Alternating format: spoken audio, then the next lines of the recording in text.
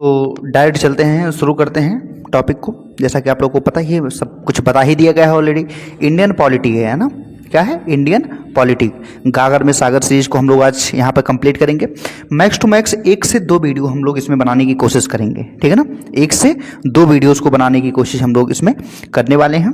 और पूरा जो है आपका पॉलिटी का रिवीजन जो है SSC GD का इसमें कंप्लीट करवा दिया जाएगा 2026 के लिए, ठीक।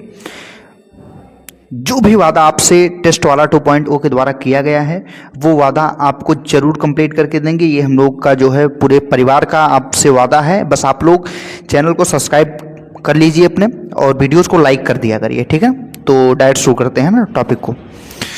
जहाँ तक हो पाएगा चीज़ों को आज कवर करेंगे हम लोग, और बाकी तो बात की बातें हैं, है ना। रिवीजन चूंकि हो रहा है इसका, तो एक लाइन से जल्दी जल्दी थोड़ा करने की कोशिश करेंगे क्योंकि टाइम बहुत कम है। तो भारत का संवैधानिक विकास के बारे में बात करेंगे क्योंकि यहीं से पॉलिटी आपकी स्टार्ट होती है। कंपनी का शासन जो है 1773 से लेकर 1858 के बीच में कंपनी का शासन रहा है, ठीक है। अंग्रेजों के द्वारा ईस्ट इंडिया जो कंपनी थी, ईस्ट इंडिया कंपनी EIC, ठीक है, उसका शासन रहा है, ठीक। तो कब से कब तक कह रहा है कि बंगाल के गवर्नर को बंगाल का गवर्नर जनरल का पदनाम 1773 इसके रेगुलेटिंग एक्ट में दिया गया था। पहला जो प्रमाणिक तौर पर, आधिकारिक तौर पर उनका गवर्नेंस बिल आया था वो 1773 को ही आया था। कलकत्ता में एक सर्वोच्च न्यायालय 1774 ईस्वी में, टाइमिंग एकदम पूछता, एग्जैक्ट टाइमिंग पूछता है कि कब, 1774 में। और 1773 के रेगुलेटिंग एक्ट के अंतर्गत बना था वो, जो 1773 का रेगुलेटिंग एक्ट आया है उसके अंदर 1774 में क्या बनाया गया, एक सुप्रीम कोर्ट कलकत्ता में स्थापित किया गया, ठीक है। जिसके मुख्य न्यायाधीश कौन है? Sir Elijah Impey.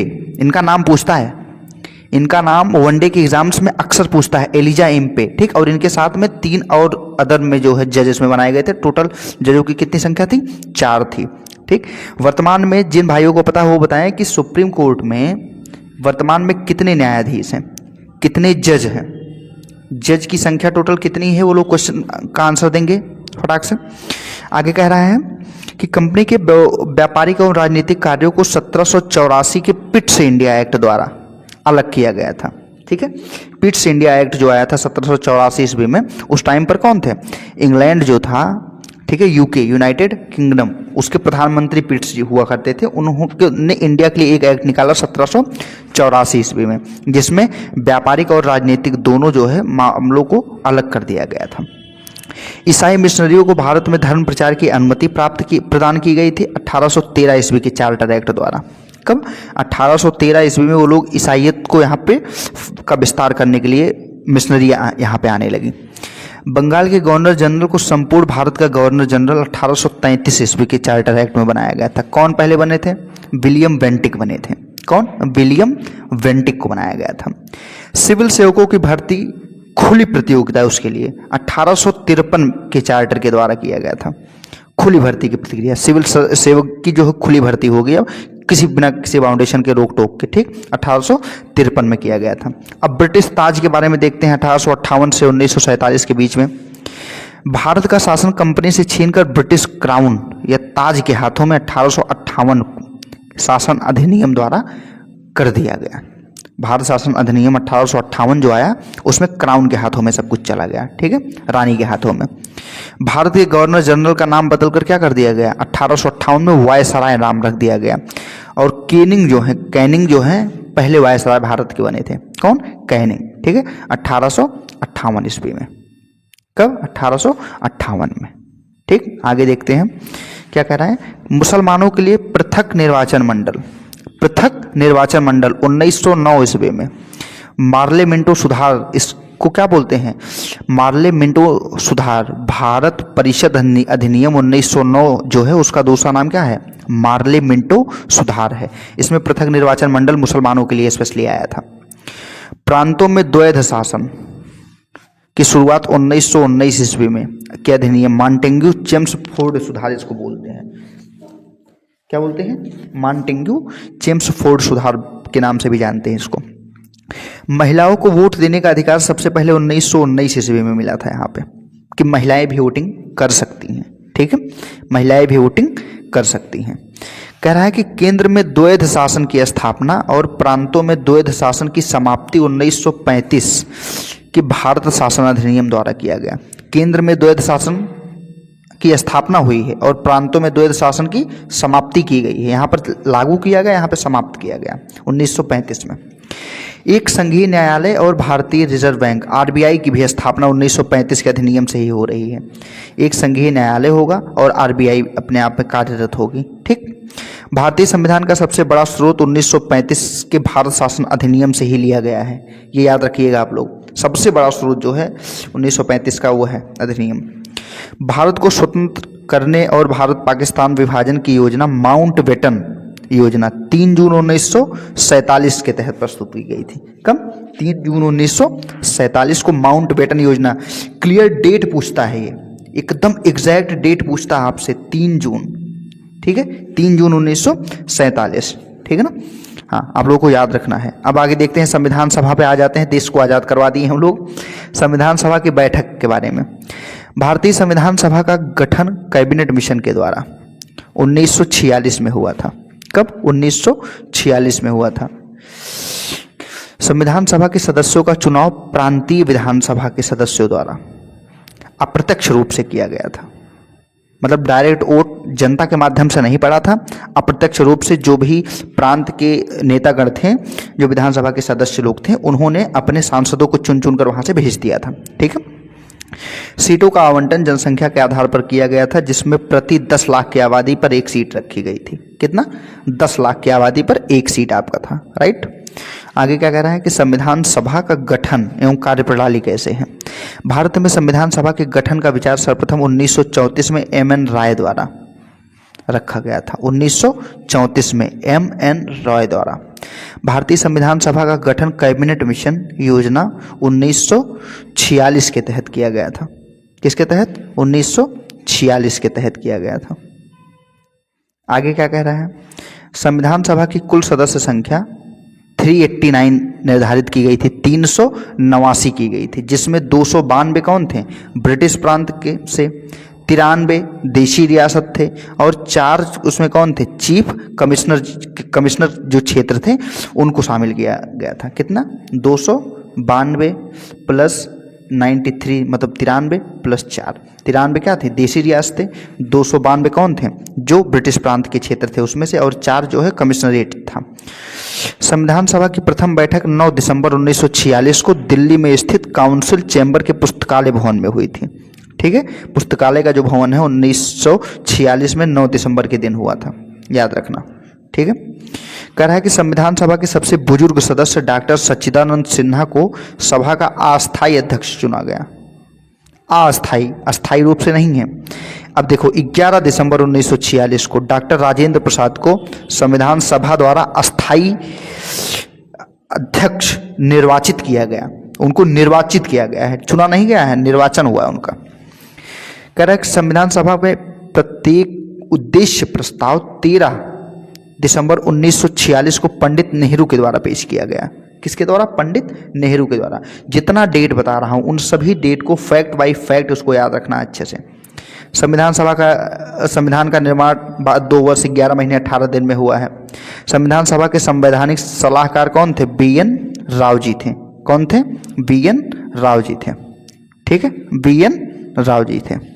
और सर्वप्रथम विचार किसने दिया था? एम.एन. राय ने दिए थे। कौन? 1934 में एम.एन. राय ने संविधान सभा के गठन का विचार दिया था और उसके संवैधानिक सलाहकार कौन थे? बी.एन. राव थे।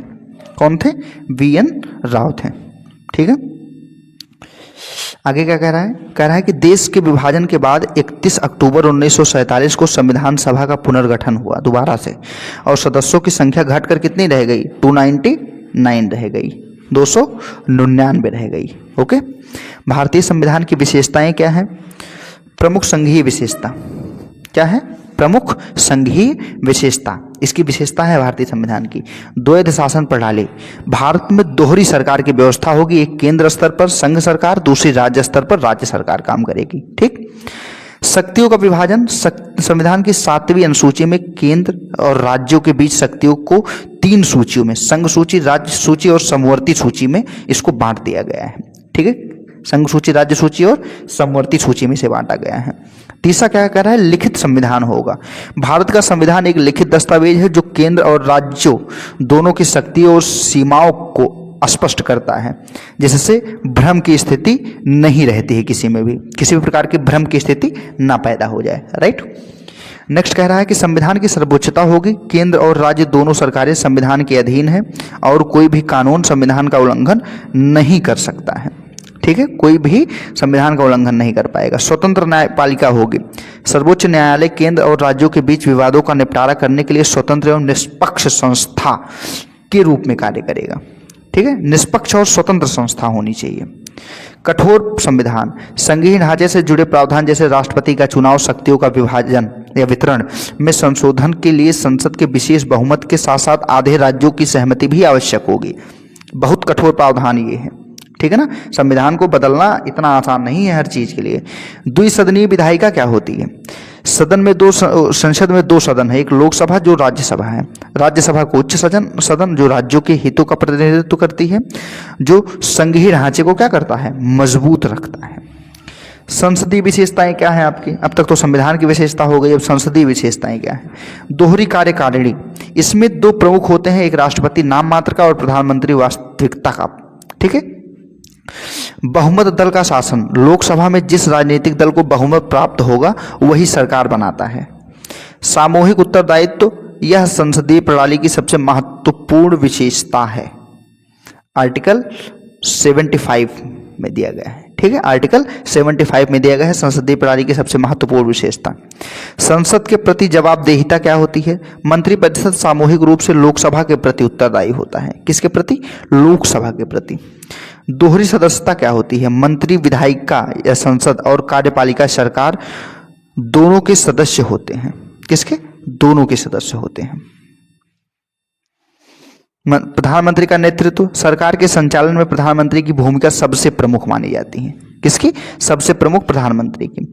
निचले सदन का विघटन क्या चीज है, प्रधानमंत्री की सिफारिश पर राष्ट्रपति द्वारा लोकसभा निचला सदन को कार्यकाल पूरा होने से पहले भंग किया जा सकता है। ठीक है, कार्यकाल पूरा होने से पहले क्या कर सकते हैं, भंग कर सकते हैं। कौन, प्रधानमंत्री कर सकते हैं, की सिफारिश पर राष्ट्रपति करेंगे। गोपनीयता क्या है, मंत्री पद ग्रहण करते समय गोपनीयता की शपथ लेते हैं। ठीक है, कि गोपनीयता का मतलब क्या होता है, हर चीज को स्पेसिफिक पहले रखना है चीज़ों के लिए कि कौन सी चीज़ें बाहर आएंगी, कौन सी चीज़ें नहीं आएंगी, ये चीज़ें बाद में डिस्कस कर लेंगे।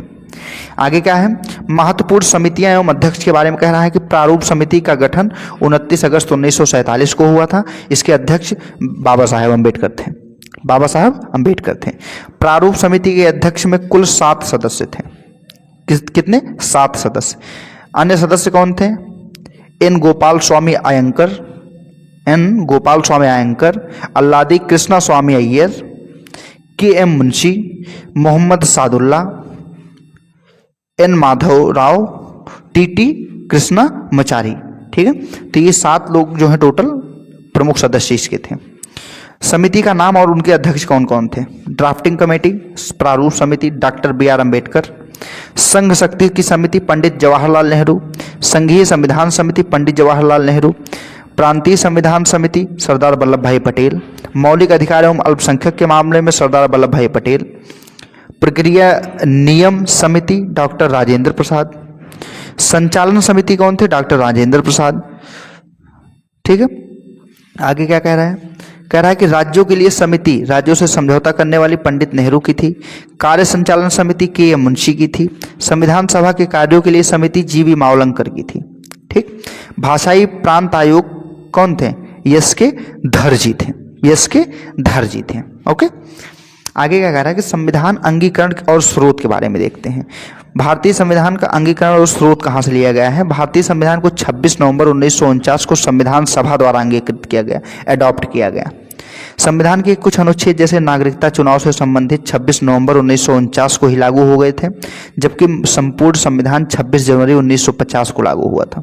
ठीक है, मूल संविधान में 395 अनुच्छेद, 22 भाग और 8 अनुसूचियां, वर्तमान में 12 अनुसूचियां हो गई हैं। कितना, वर्तमान में 12 अनुसूचियां हैं। उस टाइम पर कितना था, 8 अनुसूचियां थी मूल संविधान में। किस उद्देश्य से क्या क्या लिया गया है वो चीज़ें देखें, क्योंकि हमारा जो संविधान है भारतीय वो मिमिक्री कॉन्स्टिट्यूशन है ना, नकलची संविधान इसको बोलते हैं। ठीक है, क्या बोलते हैं? नकलची संविधान के रूप में भी जानते हैं हम लोग। कैसे? ब्रिटेन है, क्या है? ब्रिटेन से क्या लिए हैं? संसदीय शासन प्रणाली, एकल नागरिकता, विधि का शासन, विधायी प्रक्रिया और मंत्रिमंडल की प्रणाली जो है कहाँ से लिया गया है? ये ब्रिटेन से लिया गया है। यूएसए से क्या लिया गया है? अमेरिका से मौलिक अधिकार, प्रस्तावना का विचार, न्यायिक पुनरावलोकन, संविधान की सर्वोच्चता, राष्ट्रपति पर महाभियोग, न्यायपालिका की स्वतंत्रता, उपराष्ट्रपति का पद जो है, ये सब कहाँ से लिया गया है? ये सब कहाँ से लिया गया है? यूएसए से लिया गया है। आयरलैंड से राज्य के नीति निर्देशक तत्व अनुच्छेद 36 से 51 तक राष्ट्रपति के निर्वाचन की पद्धति आयरलैंड से लिया गया है। और राष्ट्रपति पर महाभियोग कहाँ से है? अमेरिका से लिया गया है। राज्यसभा के सदस्यों का नामांकन साहित्य, कला और विज्ञान के क्षेत्र पर, यह भी आयरलैंड से लिया गया है। कहाँ से? आयरलैंड से। ऑस्ट्रेलिया से समवर्ती सूची लिए हैं। संसद के दोनों सदनों की संयुक्त बैठक आर्टिकल 108 में होती है, 108 में। प्रस्तावना की भाषा जो होती है वो भी ऑस्ट्रेलिया से ली गई है। कहाँ से? ऑस्ट्रेलिया से ली गई है। जर्मनी क्या कर रहा है? आपातकाल के दौरान मौलिक अधिकारों का क्या हो रहा है? निलंबन कर दिया जाता है, जो आपातकाल में, वो जर्मनी से लिया गया है। ठीक है, वो जर्मनी से लिया गया है। कनाडा से क्या लिए हैं हम लोग? केंद्र राज्य का संबंध लिए हैं। अवशिष्ट शक्तियों का केंद्र में निहित होना, यह भी कनाडा से लिया गया है। केंद्र द्वारा राज्यपालों की नियुक्ति जो होती है वो भी कनाडा से ली गई है। कहाँ से? कनाडा से ली गई है। Very good. आगे देखते हैं हम लोग क्या दिया हुआ है। कह रहा है नेक्स्ट, रूस से क्या लिया गया है? मौलिक कर्तव्य। प्रस्तावना में न्याय की विचारधारा, जो सामाजिक, आर्थिक एवं राजनैतिक न्याय है, वो भी रूस से लिया गया है। फ्रांस से गणतंत्रात्मक व्यवस्था, प्रस्तावना में स्वतंत्रता, समानता एवं बंधुत्व का आदर्श जो है, ये सब कहाँ से लिया गया है? फ्रांस से लिया गया है। दक्षिण अफ्रीका से संविधान संशोधन, आर्टिकल 368, सबसे इंपॉर्टेंट, IMP इसको लगाओ, सबसे इंपॉर्टेंट है, अनुच्छेद 368। राज्यसभा के सदस्यों का निर्वाचन जो हुआ है वो भी कब हुआ है? दक्षिण अफ्रीका से लिया गया है। जापान से क्या है? विधि द्वारा स्थापित प्रक्रिया जो है वो जापान से लिया गया है, वो जापान से लिया गया है। ठीक है ना? कहाँ से? वो भी जापान से लिया गया है। आगे क्या कह रहा है? विविध के रूप में देखते हैं। संविधान सभा द्वारा 22 जुलाई 1947 को राष्ट्रीय ध्वज को अपनाया गया। 22 जुलाई 1947 को। 24 जनवरी 1950 को संविधान सभा ने जनगण मन को राष्ट्रगान और वंदे मातरम को राष्ट्रगीत के रूप में अपनाया। 24 जनवरी को संविधान सभा ने मई 1949 में राष्ट्रमंडल में भारत की सदस्यता का सत्यापन किया था। इसका? भारत की सदस्यता का सत्यापन किया। BR अम्बेडकर ने संविधान के अनुच्छेद 32 में संवैधानिक उपचारों को, अधिकार को संविधान की आत्मा और हृदय कह दिया। BR अम्बेडकर ने कहा था। भारतीय संविधान की प्रस्तावना में समाजवादी, पंथ निरपेक्ष, अखंडता शब्द जो है 42वां संशोधन के द्वारा 1976 को जोड़ दिया गया है। मूल संविधान में ये शब्द नहीं थे, याद रखिएगा आप लोग। जिस पंथ निरपेक्ष शब्द को लेकर आज विपक्षी दल इतना हा हुल्ला मचा रहे हैं, वो मूल संविधान में नहीं था। इतने समझदार हमारे बाबा साहेब अम्बेडकर थे, लेकिन उन्होंने इस शब्द को उसमें डालना उचित नहीं समझा। लेकिन इंदिरा गांधी जी जो है अपने सत्ता के मद में चूर होने की वजह से, सत्ता के माद में चूर थी अपने वो, है ना, इस वजह से उन्होंने इस शब्द को डाल दिया, पंथ निरपेक्ष, है ना। इसी वजह से आज हम सब जो है आए दिन कहीं दिल्ली में बम ब्लास्ट हो रहा है, तो कहीं जम्मू कश्मीर में हो रहा है ना, तो कहीं लद्दाख में हो रहा है, तो कहीं उत्तराखंड में हो रहा है। आए दिन हर जगह बम ब्लास्ट ही देख रहे हैं हम लोग। तो उसका सबसे बड़ा रीजन क्या है? पंथ निरपेक्ष होना। ठीक है, ये 42वें संविधान के संशोधन के तहत 1976 में जोड़ा है इंदिरा गांधी जी ने। याद रखना आप लोग हमेशा इस चीज़ को। आगे क्या कह रहा है? अनुसूचियों के बारे में। पहली अनुसूची और विषय। पहली अनुसूची राज्यों एवं केंद्र शासन प्रदेश के नाम और न्यायिक क्षेत्र एवं उनकी सीमाएं क्या हैं। दूसरी में वेतन और भत्ते के बारे में कह रहा है। तीसरी में शपथ एवं प्रतिज्ञान की बात कर रहा है, कौन शपथ लेगा, किस तरीके का। चौथी राज्यसभा में सीटों का आवंटन के बारे में बता रहा है, चौथी अनुसूची। पांचवी अनुसूची है SC ST क्षेत्रों में प्रशासन एवं नियंत्रण के बारे में कह रहा है। इसमें 9 स्टेट शामिल हैं। कितने? 9 स्टेट शामिल हैं पांचवी अनुसूची में। छठवीं अनुसूची में पूर्वोत्तर के जो 4 राज्य हैं वो शामिल है। उसमें जनजातीय क्षेत्रों के बारे में, STs के बारे में, उनमें कैसे राज्य चलाया जाएगा, वो भी असम, मेघालय, त्रिपुरा और मिजोरम। इसको अमेत्रिमी के नाम से जान सकते हैं। असम, मेघालय, त्रिपुरा और मिजोरम, ठीक। 7वीं अनुसूची संघ एवं राज्य के बीच में शक्तियाँ 3 टाइप की हैं, केंद्र शासित और राज्य शासित और समवर्ती सूचित में। 8वीं अनुसूची संविधान द्वारा मान्यता प्राप्त भाषाएं, हमारी जो 22 भाषाएं हैं टोटल, उनको है। 9वीं अनुसूची क्या है, भूमि सुधार, पहला संशोधन जो किया गया था। 10वीं आपकी अनुसूची क्या है, दल बदल कानून के बारे में बात कर रहा है। कौन सी, दल बदल कानून, किसने लाया था, राजीव गांधी सरकार ने लाई। राजीव गांधी सरकार जब आई थी ना, राजीव गांधी जी जब यहाँ के प्रधानमंत्री बने थे तब उन्होंने लाया था। 11वीं अनुसूची पंचायतें, और 12वीं आपकी क्या है, नगर पालिका है। 12वीं आपकी क्या है, नगर पालिका। 11वीं आपकी क्या है, पंचायती राज। ठीक है। भारतीय संविधान के प्रमुख भाग एवं विषय के बारे में और उनके अनुच्छेद कौन कौन से उसको देख लेते हैं। भाग 1 में क्या है, संघ एवं के राज्य क्षेत्र, अनुच्छेद क्या है 1 से 4 तक पूछता है, क्लियर। भाग 2 में नागरिकता, अनुच्छेद 5 से 11। भाग 3 में मौलिक अधिकार, अनुच्छेद 12 से 35। भाग 4 में राज्य की नीति निर्देशक तत्व, DPSP 36 से 51 तक। भाग 4 का या ए में मौलिक कर्तव्य है, 51A में दिया गया है, राइट। भाग 5 आपका कह रहा है कि संघ, राष्ट्रपति, संसद, सुप्रीम कोर्ट आदि के बारे में आर्टिकल 52 से लेकर 151 तक की बातें की गई हैं, ठीक। भाग 6 क्या कह रहा है कि राज्यपाल, विधानमंडल और हाई कोर्ट आदि जो है 152 से 237 के बीच में है, ठीक है। भाग 6 क्या आपका है, कह रहा है, तो 7 क्या कह रहा है, सॉरी 7, भाग 7 जो है डिलीट कर दिया गया है, सॉरी याद रखना, एक ही भाग इसमें नहीं है जो डिलीट हो गया है। कौन सा भाग, भाग 7, ये संविधान सभा द्वारा खत्म कर दिया गया है, ठीक है ना। आज भाग 6 के बाद इसलिए भाग क्या आ जाता है, भाग 5, भाग 6, भाग 8। केंद्र शासित प्रदेश क्या है, 200 क्या है, 239 से 242 तक, क्या 239 से 242 तक। भाग 9 पंचायतें हैं, भाग 9 में पंचायतें 243A से 243O तक है। भाग 9 का में क्या है, नगर पालिका, 243P से 243Z तक है, कितना, ZG तक, ठीक है ना। अब उसके बाद भाग 9 खा में सहकारी समिति है, सहकारी समिति 243 से ZT तक है, H से ZT तक है, राइट। भाग 10 क्या है, अनुसूचित जाति एवं जनजाति 244 का तक है, ठीक है। भाग 11 में क्या है, संघ एवं राज्यों के बीच में संबंध है, 245 से 263 तक है, 245 से 263 तक है, ठीक है। आगे देखते हैं, ये क्या लिखा है, भाग 14 में संघ एवं राज्यों के अधीन जो सेवाएं हैं उनके बारे में है, आर्टिकल 308 से 323 के बीच में, 308 से 323 के बीच में संघ एवं राज्यों के अधीन सेवाएं। भाग 15 निर्वाचन आयोग 324 से 329 का तक है। भाग आपका ये क्या है, आपका 17 राजभाषा के बारे में कह रहा है, 343 से 351 तक। भाग 18 आपात उपबंध है, 352 से 360 तक।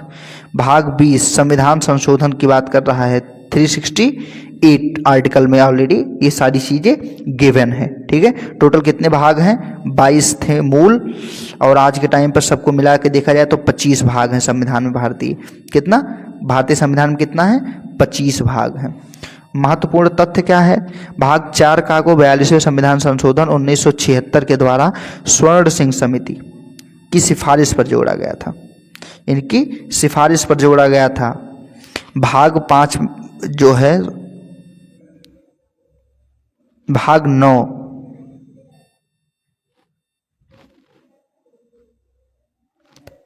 पंचायत जो है को 73वें संविधान संशोधन 1992 के द्वारा संवैधानिक दर्जा प्रदान किया गया, ठीक है, उनको संवैधानिक दर्जा प्रदान किया गया है। नेक्स्ट हम लोग देखने की कोशिश करते हैं आगे क्या है, मौलिक अधिकारों के बारे में जानते हैं हम लोग। मौलिक अधिकार, फंडामेंटल राइट, अधिकार का नाम और अनुच्छेद। समानता का अधिकार 14 से 18 आर्टिकल 14 से आर्टिकल 18। स्वतंत्रता का अधिकार आर्टिकल 19 से 22। शोषण के विरुद्ध अधिकार 23 से 24। धार्मिक स्वतंत्रता का अधिकार 25 से 28। संस्कृति और शिक्षा का अधिकार 29 से 30। संवैधानिक उपचारों का अधिकार आर्टिकल 32 में ऑलरेडी गिवन है सब चीज़ें, ठीक है, आर्टिकल 32 में है। आगे क्या कह रहा है कि भारतीय संविधान में मौलिक अधिकारों का वर्णन भाग 3 में अनुच्छेद 12 से 35 तक किया गया है। भारतीय संविधान के भाग 3 को भारत का मैग्ना कार्टा कहा जाता है। क्या कहते हैं? भारत का मैग्ना कार्टा के नाम से जानते हैं। मौलिक अधिकारों का प्रावधान संयुक्त राज्य अमेरिका के संविधान से लिया गया है। जो भारत का मैग्ना कार्टा है उसे यूएसए से, यूनाइटेड स्टेट ऑफ अमेरिका के संविधान से लिया गया है। मूल संविधान में कुल 7 मौलिक अधिकार थे, लेकिन वर्तमान में इनकी संख्या केवल 6 बची हुई है, एक चला गया है। संपत्ति का अधिकार जो है आर्टिकल 31 जो था को 44वें संविधान संशोधन 1978 द्वारा मौलिक अधिकार की सूची से हटा दिया गया है। ठीक है, हटा दिया गया। वर्तमान में संपत्ति का अधिकार अनुच्छेद 300A के तहत एक कानूनी विधिक अधिकार है, एक कानूनी विधिक अधिकार है। अनुच्छेद 12 क्या कह रहा है? राज्य की परिभाषा के बारे में बात कर रहा है। अनुच्छेद 12 राज्य की परिभाषा पूछ रहा है। अनुच्छेद 13 क्या है? मूल अधिकारों के संगम या उनका अल्पीकरण कम करने वाली विधियां क्या हो जाएंगी? शून्य हो जाएंगी। जैसे कोई एक नया लॉ बन गया, ठीक है, ये यहाँ से यहाँ तक लॉ है, मान लीजिए ये वाला पार्ट जो है यहाँ तक आर्टिकल 13 को क्या कर रहा है? ओवरफ्लो कर रहा है ना, या उसको दबाने की कोशिश कर रहा है, या उसके लिए हानिकारक है। तो इतना जो है आपका क्या हो जाएगा? इतना आपका क्या हो जाएगा? इतना आपका सब वो हो जाएगा। इसको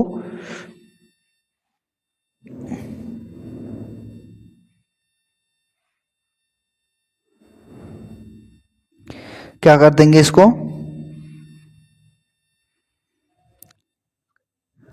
यहाँ तक शून्य हो जाएंगी चीज़ें, यहाँ तक चीज़ें शून्य हो जाएंगी। ठीक है, यहाँ तक चीज़ें क्या हो जाएंगी? शून्य हो जाएंगी। याद रखिएगा आप लोग, है ना। आगे क्या कह रहा है कि समता का अधिकार कह रहा है। समता का अधिकार कहाँ से है? समता का अधिकार अनुच्छेद 14 से 18 के बीच में है। विधि कानून के समक्ष समानता का अधिकार अनुच्छेद 14 में वर्णित है। धर्म, नस्ल, जाति, लिंग या जन्म स्थान के आधार पर भेदभाव नहीं होगा, यह अनुच्छेद 15 में है। लोक नियोजन सरकारी नौकरियों में अवसर की समानता अनुच्छेद 16 में दी गई है। किसमें? अनुच्छेद 16 में दी गई है। अस्पृश्यता का अंत, छुआछूत का निषेध अनुच्छेद 17 के अंतर्गत दिया गया है। उपाधियों का अंत सेना और विद्या के अलावा अनुच्छेद 18 में वर्णित है। कहाँ पे? अनुच्छेद 18 में इसका वर्णन किया गया है।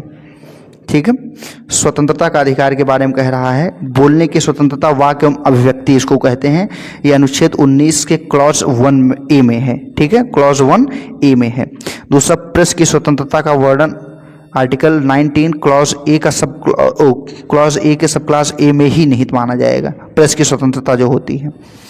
अपराधों के लिए दोष सिद्धि के संबंध में संरक्षण अनुच्छेद 20 आपका देता है। कौन? अनुच्छेद 20 देता है। प्राण एवं दैहिक स्वतंत्रता, जीवन का अधिकार अनुच्छेद 21 के बारे में बात कर रहा है। 6 से 14 वर्ष के बच्चों को अनिवार्य निःशुल्क शिक्षा जो दिया जाएगा वो अनुच्छेद 21A किस संशोधन के द्वारा?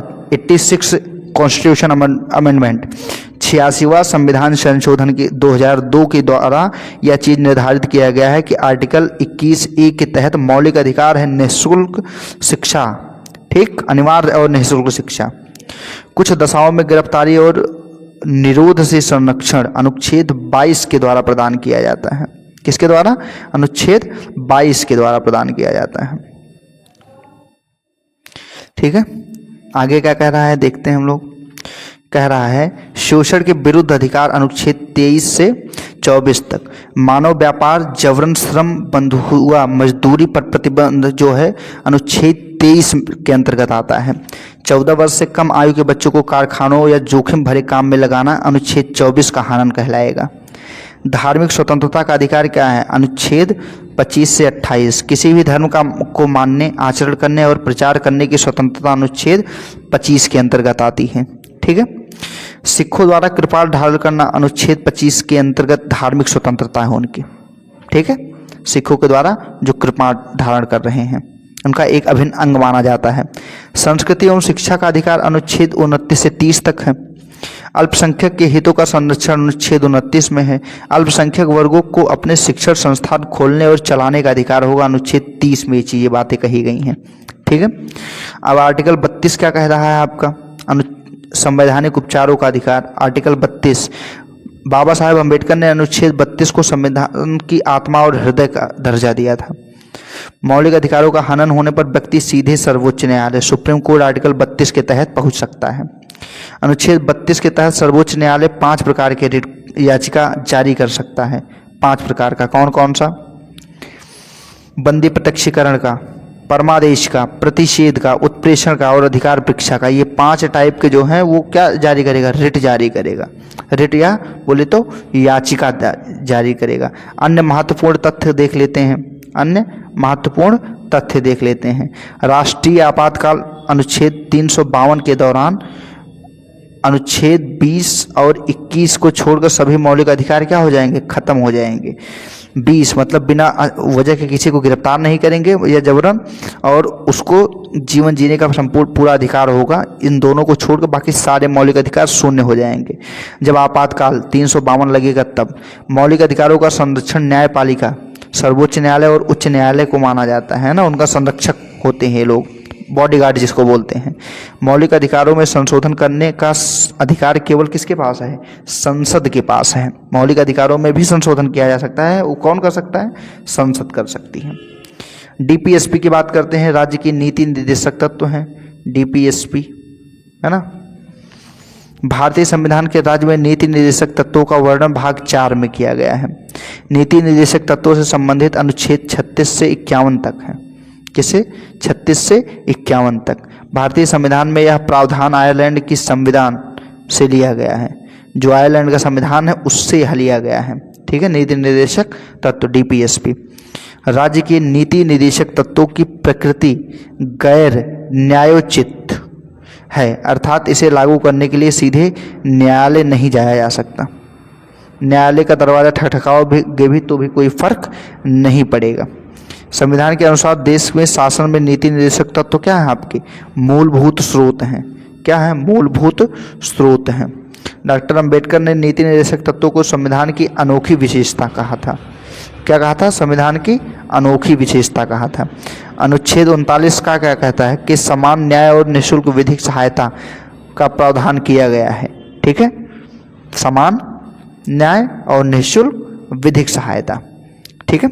अनुच्छेद 40 के तहत राज्य सरकार को ग्राम पंचायतों के गठन का निर्देश दिया गया है। ग्राम पंचायतों के गठन का निर्देश अनुच्छेद 40 में दिया गया है। अनुच्छेद 44 भारत में समस्त राज्य क्षेत्र में नागरिकों के लिए समान नागरिक संहिता लागू करने की बात आर्टिकल 44 कब से कह रहा है। ठीक है। लेकिन ये इम्प्लीमेंट होंगे नहीं होंगे ये अपने देश के प्रधानमंत्री के ऊपर डिपेंड करता है, लोकसभा और राज्यसभा के ऊपर डिपेंड करता है। आगे क्या कह रहा है? कह रहा है अनुच्छेद 45 में 6 वर्ष से कम आयु के बच्चों को लिए प्रारंभिक बाल्यावस्था देखरेख और शिक्षा प्रदान करना का उपबंध है। 45 अनुच्छेद 48 में कृषि और पशुपालन के संगठन से संबंधित है, जिसमें दुधारू पशुओं की हत्या पर रोक शामिल है। दुधारू पशुओं की आप हत्या नहीं कर सकते हैं, आर्टिकल 48 कह रहा है। आर्टिकल 48 ए क्या कह रहा है? का उपबंध सामान्य पर्यावरण का संरक्षण कर तथा संवर्धन एवं वन्य जीवों की रक्षा के प्रयास करते हैं। ठीक है। उनके रक्षा के प्रयास करते हैं। आगे क्या कह रहा है? देखो, कह रहा है कि अनुच्छेद 50 में राज्य की लोक सेवाओं में न्यायपालिका कार्यपालिका से पृथक करने का निर्देश दिया गया है। अनुच्छेद 51 में अंतर्राष्ट्रीय शांति और सुरक्षा की अभिवृद्धि से संबंधित है। कॉन्स्टिट्यूशन अमेंडमेंट 86वां संविधान संशोधन 2002 में जो है अनुच्छेद 45 में विषय वस्तु को बदलकर प्रारंभिक शिक्षा का अनुच्छेद 21 का के तहत मूल अधिकार बना दिया गया है इसको। ग्रेनविल ऑस्टिन ने नीति निर्देशक तत्वों को मूल अधिकारों को संविधान की मूल आत्मा कहा है। डीपीएसपी और IDP, ESP and fundamental right को क्या बोला है उसने, किसने, ग्रेनविल ऑस्टिन ने मूल आत्मा बताई है भारतीय संविधान की।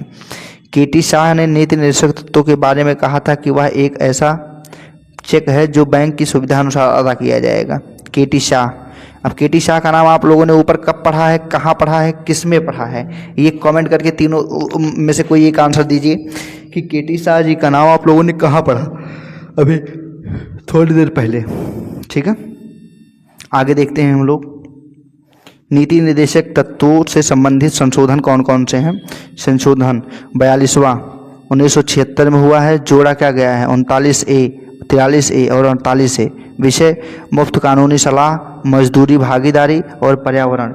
ये इतना चीज़ें क्या है इससे जोड़ी गई हैं इसमें, राइट, इसमें क्या की गई हैं, इसमें जोड़ी गई हैं ये सब, है ना।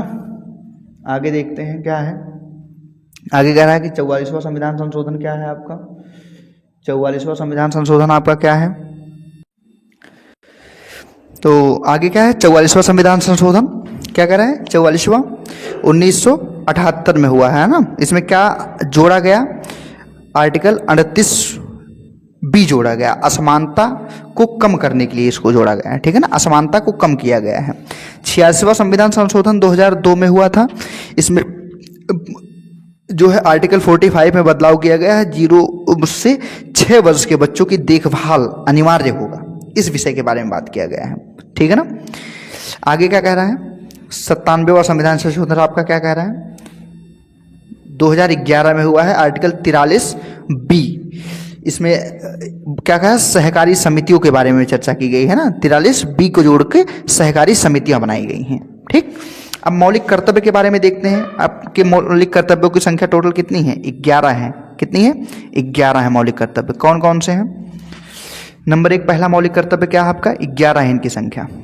भारतीय संविधान में मौलिक कर्तव्य रूस से लिया गया है, जो पूर्व सोवियत संघ के संविधान से प्रेरित होकर बनाया गया था। मौलिक कर्तव्यों को सरदार स्वर्ण सिंह समिति 1976 में की सिफारिश के आधार पर जोड़ा गया है। इसे संविधान के भाग 4 का में रखा गया है। कहाँ पे, भाग 4 का में रखा गया है। मौलिक कर्तव्यों का वर्णन संविधान के अनुच्छेद 51 क के तहत किया गया है, आर्टिकल 51A के तहत माना गया है। मौलिक कर्तव्य केवल भारतीय नागरिकों पर लागू होते हैं, विदेशियों पर लागू नहीं होते हैं। मौलिक कर्तव्य प्रकृति में गैर न्यायोचित हैं, अर्थात इनके हनन पर सीधे न्यायालय की शरण नहीं ली जा सकती जब तक कि संसद अलग से कोई कानून इसके लिए ना बना दे, ठीक है। जब तक कि संसद कोई कानून नहीं बनाएगा, आप किसी भी न्यायालय में इसके लिए नहीं जा सकते हैं। मूल संविधान जब संविधान बना था तो मौलिक कर्तव्य का कोई भी उसमें उल्लेख नहीं किया गया था। संविधान में 10 मौलिक कर्तव्य को 42वें संविधान संशोधन के द्वारा जोड़ा गया। वर्तमान में टोटल 11 मौलिक कर्तव्य हैं। कितना, 11। 11वां कब जुड़ा है, 6 से 14 वर्ष के बच्चों के लिए शिक्षा 86 कॉन्स्टिट्यूशन अमेंडमेंट 2002 में जब लागू किया गया है तब था, ठीक है। अब कौन कौन से हैं वो 11 कर्तव्य देखते हैं। अनुच्छेद 51A क्या कह रहा है कि प्रत्येक नागरिक का कर्तव्य है कि वह संविधान का पालन करे और उसके आदर्श संस्थाओं, राष्ट्रध्वज और राष्ट्रगान का सम्मान करे। ये मौलिक कर्तव्य है। दूसरा आर्टिकल 51 का B क्या कह रहा है, क्लॉज ए का सब क्लॉज B, स्वतंत्रता के लिए हमारे राष्ट्रीय आंदोलन को प्रेरित करने वाले उच्च आदर्शों को हृदय में संजोए रखने और उनका पालन करना है, ठीक है। मतलब जो महान लोग हमारे देश के महान विभूतियां हैं उनको याद करना है, स्मृति बनाए रखना है। तीसरा क्लॉज सब क्लॉज C क्या कह रहा है, भारत की संप्रभुता, एकता और अखंडता की रक्षा और उसे अक्षुण्ण बनाए रखना है। सब क्लॉज D क्या कह रहा है, देश की रक्षा करें और आह्वान किए जाने पर राष्ट्र की सेवा भी करनी है, राष्ट्र की सेवा भी करनी है। आगे क्या कह रहा है, सब क्लॉज E, भारत के सभी लोगों में समरसता और समान भ्रातृत्व की भावना का निर्माण करो, जो धर्म, भाषा, प्रदेश या वर्ग पर आधारित सभी भेदभाव से परे हों और ऐसी प्रथाओं का त्याग करें जो स्त्रियों के सम्मान के विरुद्ध हो, ठीक है। स्त्रियों के सम्मान के क्या हो, विरुद्ध हो, ठीक है। जैसे हम लोगों ने क्या किया, पर्दा प्रथा का अंत करना किया हम लोगों ने, सती प्रथा को अंत हम लोगों ने किया है ना, और विधवा पुनर्विवाह को हम लोगों ने बढ़ावा दिया है। तो इन तमाम चीज़ों को जो महिलाओं के सम्मान के साथ में खिलवाड़ करते थे उनका हम लोगों ने क्या किया है, अंत किया है, राइट। आर्टिकल 51 क्लॉज ए का सब क्लॉज एफ क्या कह रहा है? हमारी सामाजिक संस्कृति की गौरवशाली परंपरा का महत्व समझें और उनका परिरक्षण करें, ठीक है, मतलब उनको सुरक्षित रखना है हमको, ठीक है। ये कितने नंबर का था? 6वें नंबर का था। ये 5वें नंबर पे है, ठीक है ना। ये 5वें नंबर का, ये 4, 3, ये 2 और ये पहले नंबर पे। आगे देखते हैं 7वें नंबर पे क्या कह रहा है आपका। 7वें नंबर पे क्या आपके सामने है? 7वां जी क्या कहता है कि प्राकृतिक पर्यावरण की, जिसके अंतर्गत वन, झील, नदी और वन्य जीव हैं, रक्षा करें और उसका संवर्धन करें तथा प्राणी मात्र के प्रति दया भाव रखें, ठीक है। ये 7वां वो कहता है सब क्लॉज 7। सब क्लॉज 8 क्या कहता है? वैज्ञानिक दृष्टिकोण, मानवतावाद और ज्ञानार्जन तथा सुधार की भावना का विकास करना है हमको, ठीक है। 9वां क्या कह रहा है कि सार्वजनिक संपत्ति को सुरक्षित रखें और हिंसा से दूर रहें, ठीक है, हिंसा नहीं करनी है हमको। 10वां क्या कह रहा है हमारा? व्यक्तिगत और सामूहिक गतिविधियों के सभी क्षेत्रों में उत्कर्ष की ओर बढ़ने का सतत प्रयास करें, जिससे राष्ट्र निरंतर बढ़ते हुए प्रयत्न और उपलब्धियों की नई ऊंचाइयों को प्राप्त करें, ठीक है, नई ऊंचाइयों को प्राप्त करें, ठीक है। आगे क्या कह रहा है? ये 11वां हमारा क्या कह रहा है? कह रहा है कि 86वें संविधान संशोधन 2002 में जो जोड़ा गया है, 6 से 14 वर्ष के सभी बच्चों को शिक्षा के अवसर उपलब्ध कराना तथा माता पिता या संरक्षक का कर्तव्य यह होगा, ठीक है, 11वां वाला। ओके, आगे देखते हैं राष्ट्रपति।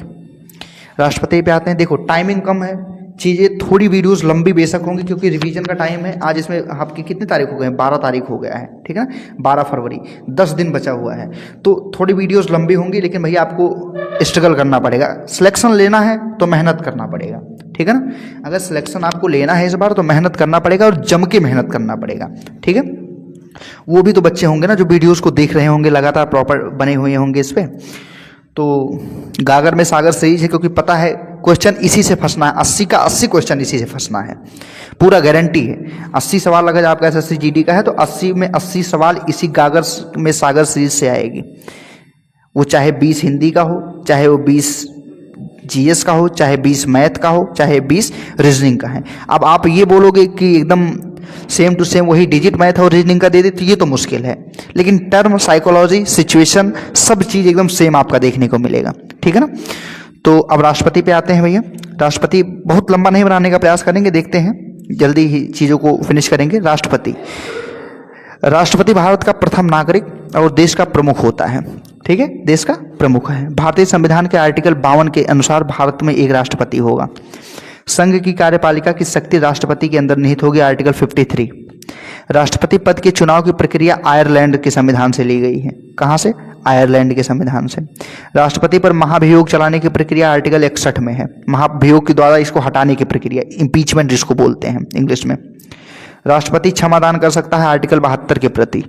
आर्टिकल 72 के प्रति। हमारे देश में कुछ ऐसी राजनीतिक पार्टियां भी हुई हैं जो आतंकवादियों को क्षमादान दिलाने के लिए राष्ट्रपति के पास भाग के चली गई हैं, और भी रात को 2 बजे, रात में 2 बजे, अब नाम नहीं लूँगा, अजमल कसाब को छुड़ाने के लिए, उसकी फांसी को टालने के लिए रात को 2 बजे राष्ट्रपति को जगाया गया था कि सरकार उठिए और फांसी की सज़ा को क्या कर दीजिए, ख़त्म करिए।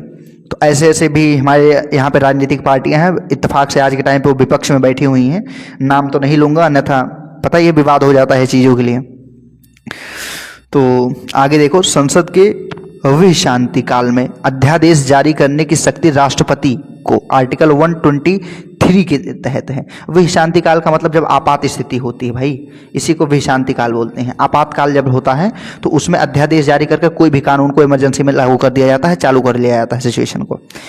राष्ट्रपति सर्वोच्च न्यायालय से कानूनी सलाह आर्टिकल 143 के तहत मांगता है। कितना?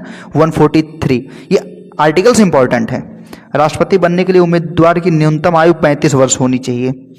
राष्ट्रपति पद के उम्मीदवार को लोकसभा का सदस्य बनने की योग्यता रखनी चाहिए, ठीक है। राष्ट्रपति का चुनाव अप्रत्यक्ष रूप से आनुपातिक प्रतिनिधित्व प्रणाली की एकल संक्रमणीय मत पद्धति के द्वारा होगा, ठीक है।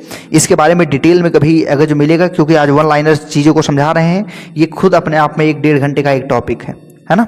खुद 1.5 घंटे का एक टॉपिक है, तो इसके बारे में कभी बाद में विस्तार से बात किया जाएगा। फिलहाल आगे देखते हैं हम लोग।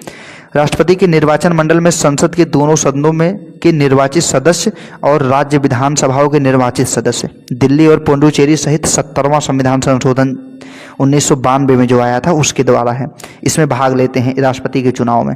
ठीक है, 70वां संविधान संशोधन, दिल्ली और पुडुचेरी के संविधान के जो राज्य के निर्वाचित सदस्य हैं वो भी आएंगे। राष्ट्रपति को पद और गोपनीयता की शपथ CJI, chief justice of India दिलाते हैं। कौन दिलाएगा? चीफ जस्टिस ऑफ इंडिया दिलाएंगे, आपके चीफ जस्टिस ऑफ इंडिया दिलाते हैं। आगे क्या कह रहा है कि राष्ट्रपति अपना त्यागपत्र उपराष्ट्रपति को देंगे और उपराष्ट्रपति इसकी सूचना तत्काल लोकसभा अध्यक्ष को देंगे। किसको? तत्काल लोकसभा अध्यक्ष को देंगे। राष्ट्रपति का कमेंट करके बताइए कि इस टाइम पे भारत का वर्तमान में उपराष्ट्रपति कौन है। वर्तमान में भारत का उपराष्ट्रपति कौन है? जो भाई इस वीडियो को देख रहे हैं वो कमेंट करके बताएं वर्तमान में भारत का उपराष्ट्रपति कौन है, और यह भी बताएं कि राज्यसभा का अध्यक्ष कौन है। दोनों क्वेश्चन अलग अलग हैं। एक तो राज्यसभा का अध्यक्ष है, अब इसी में पता चल जाएगा राज्यसभा का अध्यक्ष स्पीकर, ठीक है, और दूसरा क्या है? उपराष्ट्रपति। उपराष्ट्रपति कौन है? ठीक है, तो दोनों क्वेश्चन का आंसर आपको देना है। राष्ट्रपति का कार्यकाल पद ग्रहण करने की तारीख से 5 वर्ष तक होता है। भारत की तीनों सेना, जल, थल और वायु का सर्वोच्च सेनापति कौन होता है? राष्ट्रपति आपका होगा। धन विधेयक को संसद में पेश करने से पहले राष्ट्रपति की पूर्वानुमति की आवश्यकता होती है। जो धन विधेयक होगा, जैसे पैसे निकाले जाते हैं चीजों के लिए। आर्टिकल 74, राष्ट्रपति की सलाह देने के लिए मंत्रिपरिषद होगी जिसका प्रधान प्रधानमंत्री बनेगा। आर्टिकल 74 कह रहा है।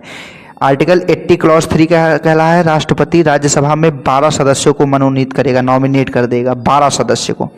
आर्टिकल 18 का क्लॉज 3, संसद का सत्र बुलाने, सत्र अवसान करने और लोकसभा को भंग करने का अधिकार किसके पास होता है? राष्ट्रपति के पास होगा। किसके पास होगा? राष्ट्रपति के पास होगा।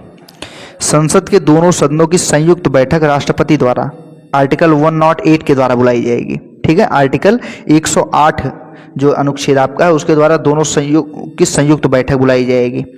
भारत की आकस्मिकता निधि आर्टिकल 267 पर पूर्ण नियंत्रण किसका होता है भैया? राष्ट्रपति का होता है। जब तक राष्ट्रपति का सिग्नेचर नहीं मिलेगा तब तक आकस्मिक निधि को नहीं निकाला जाएगा। ठीक है, तब तक आकस्मिक निधि को नहीं निकाला जाएगा। ठीक है ना।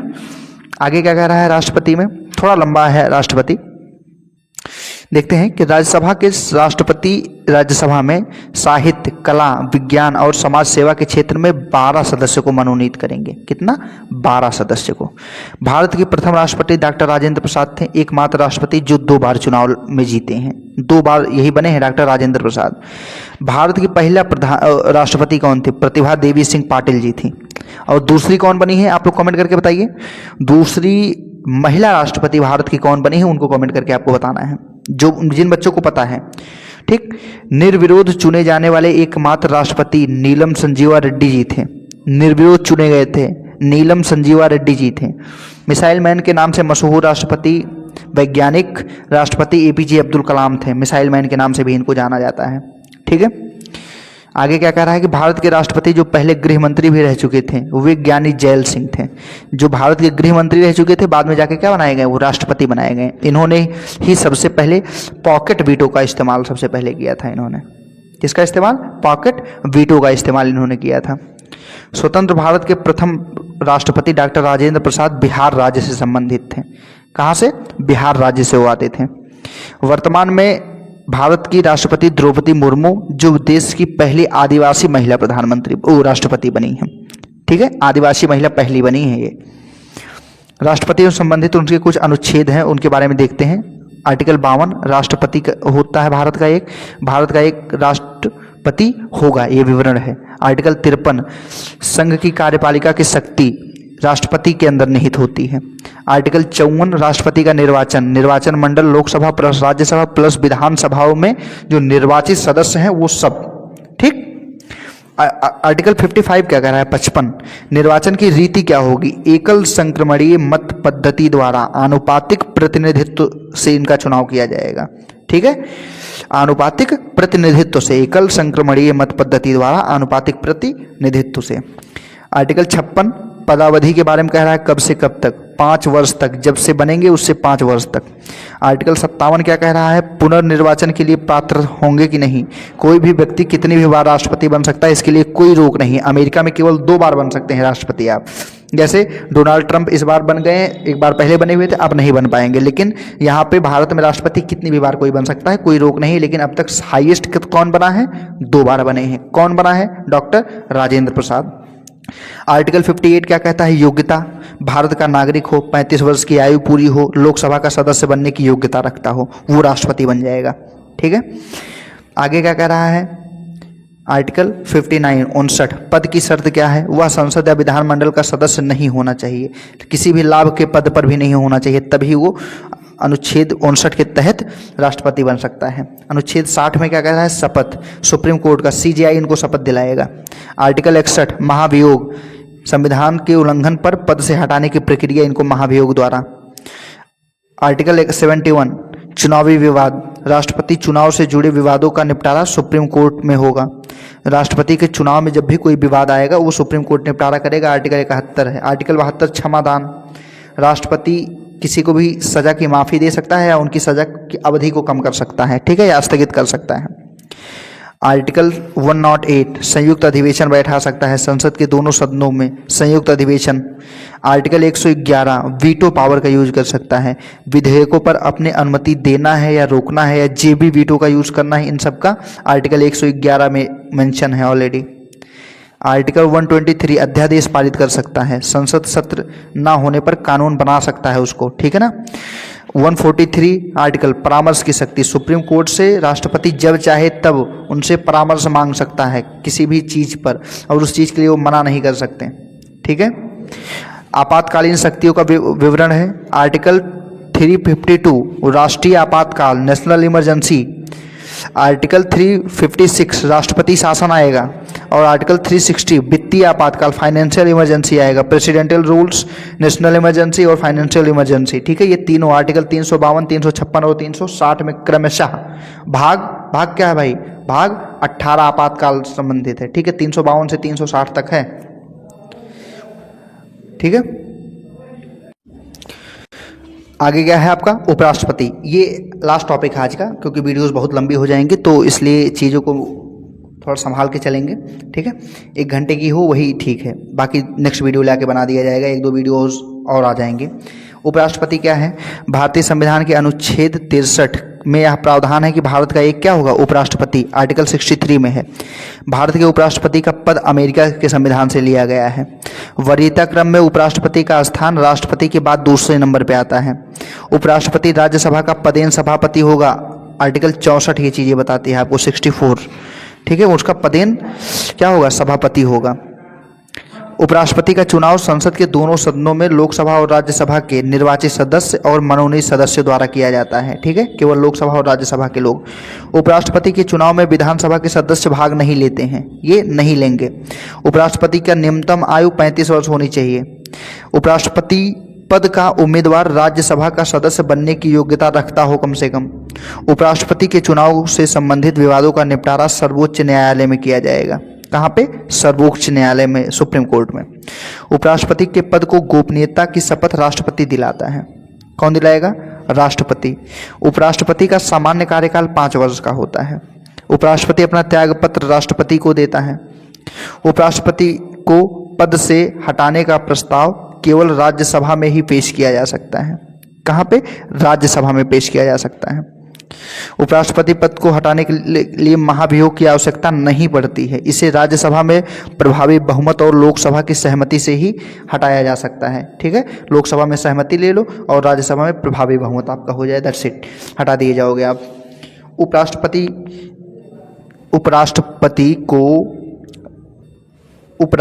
को उपराष्ट्रपति पद के लिए वेतन नहीं मिलता, बल्कि राज्यसभा के सभापति के रूप में उनको वेतन मिलता है, ठीक है, राज्यसभा के सभापति के रूप में। उपराष्ट्रपति राज्यसभा के सदस्य नहीं होते हैं, इसलिए उन्हें मतदान का अधिकार नहीं है, लेकिन वह निर्णायक मत दे सकते हैं। जब इक्वल आ जाएगा मामला दोनों का, तो लास्ट में अपना वोट दे सकते हैं किसी भी चीज़ के लिए, ठीक है।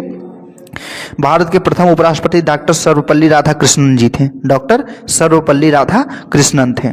लगातार 2 बार उपराष्ट्रपति रहने वाले एमएस राधाकृष्णन और हामिद अंसारी साहब हैं। ठीक है, हामिद अंसारी और एमएस राधाकृष्णन जी थे। ठीक है, आगे क्या कह रहा है? कह रहा है कि भारत के उपराष्ट्रपति जिनकी मृत्यु कार्यकाल के दौरान हुई है वह है कृष्णकांत जी की मृत्यु उपराष्ट्रपति पद पर बैठे हुई है, मतलब उस पद पे वो निहित थे।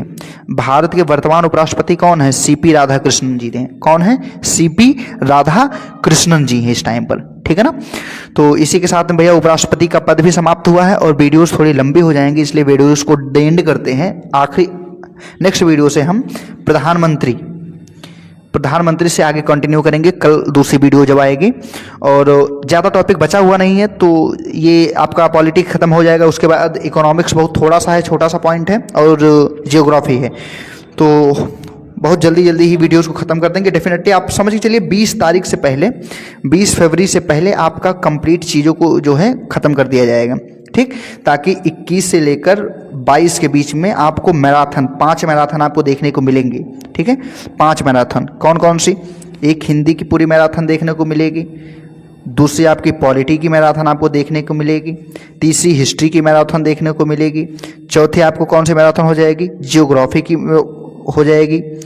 किसकी? जियोग्राफी की मैराथन हो जाएगी। और पांचवा आपका जो है स्टैटिक जीके है, स्टैटिक जीके है ना, उसके मैराथन आपको देखने को मिल जाएगी। ये 5 मैराथन आपको 21 और 22 फरवरी के दिन मिलेगी, है ना। वो डोज रहेगा आपके लिए इसी गागर में सागर सीरीज का पूरा, कहीं बाहर से नहीं पढ़ना, इसी गागर में सागर सीरीज का है ना।